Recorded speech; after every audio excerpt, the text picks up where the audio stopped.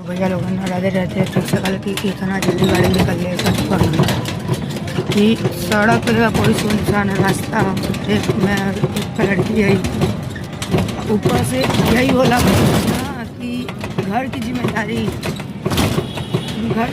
कहाँ नहीं करवा सकल भैया। ये देखते हैं ना इतना मतलब अकेले ऑटोया संभड़ा चलत देखते हैं ना ऑटोया कहा चटोटिया कहा जबकि रिक्शा कहा कुछ भी कहा मैं देखा था हमारा चलता। लेकिन आज अब बसंत पंचमी की वजह से कि हमारी बड़ी जल्दी गाड़ी निकाले रही सड़क पर कोई ना आला जब सकल कितना इतना तो सब आप लोग भी सोचते हो कि कहाँ का रोड है कहाँ जाते तो ये हाला करौदी का नरिया गेट हम पार कर दिले। अब आगे करौदी गेट फिर आधा ही हमारा करौदी चौराहा जाता ही हम कनंद कॉलोनी जो कि हमारी कस्टमर है जो कि वेट कर रहे हैं भैया लोगन।